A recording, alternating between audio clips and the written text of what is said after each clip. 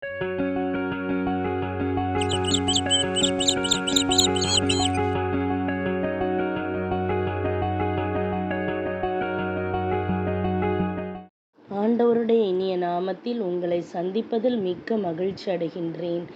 நாம் இன்று தியானிக்க எடுத்திருக்கும் தலைப்பு, இறைவன் உங்கள் கொம்பை உயர்த்துவார். தியான வசனம், திருப்பாடல் அதிகாரம் 75 வசனம் 10.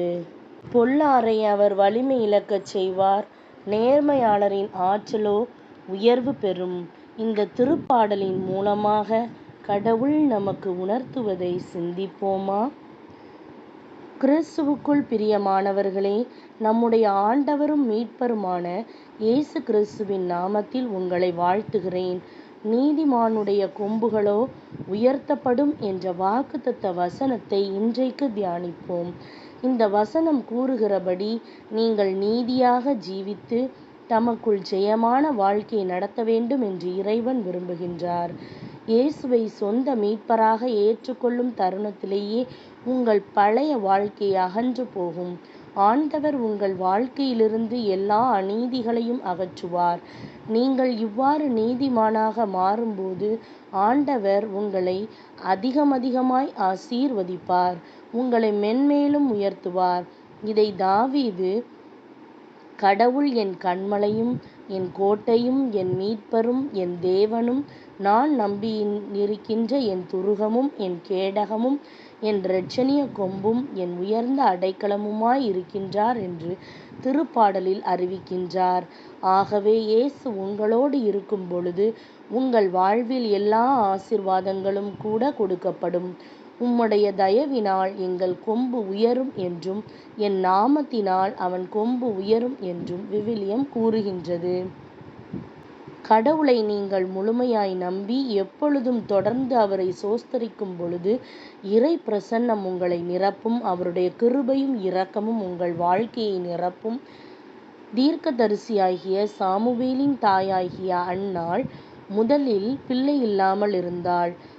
அவள் இறை சமூகத்தில் இருதயத்தை ஊற்றி அழுது அவர் தனக்கு இரங்கும்படி கேட்டாள்.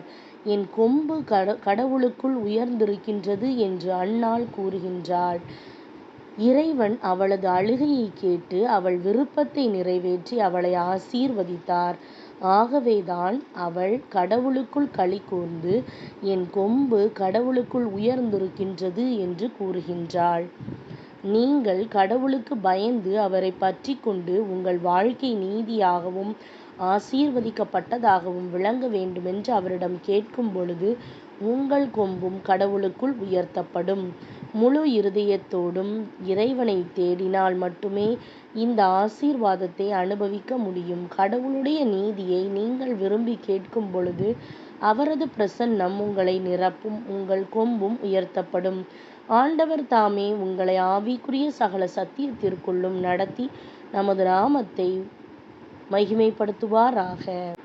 சிந்திப்போம், வாழ்வாக்குவோம். நாம் ஜெபிக்கலாமா? பரம தகப்பனே, நீர் கொடுத்த அருமையான வாக்குத்தத்தத்திற்காக உமக்கு நன்றி செலுத்துகின்றேன். முதலாவது இறைவனுடைய ராஜ்யத்தையும் அவருடைய நீதியையும் தேடுங்கள், அப்பொழுது உங்களுக்கு அனைத்தும் சேர்த்து கூட்டி கொடுக்கப்படும் என்று உம்முடைய வசனம் கூறுகின்றது. ஆண்டவரே, நான் முழு இருதயத்தோடு உம்மை தேடுகின்றேன். என்னை உம்முடைய நீதியினால் நிறைத்து உமக்குள் நான் ஜெயமான வாழ்க்கையை நடத்துவதற்கு உதவி செய்வீராக. நீரே என் தலையை உயர்த்தும்படியாகவும் என் தேவைகளை சந்தித்து என் கொம்பை உயர்த்தும். நீர் மட்டுமே என் நம்பிக்கையாய் இருக்கின்றீர். இயேசுவின் நாமத்தில் ஜெபிக்கின்றேன் நல்ல பிதாவே, ஆமேன். இந்த நாள் உயர்வின் நாளாக அமைவதாக. Praise the Lord.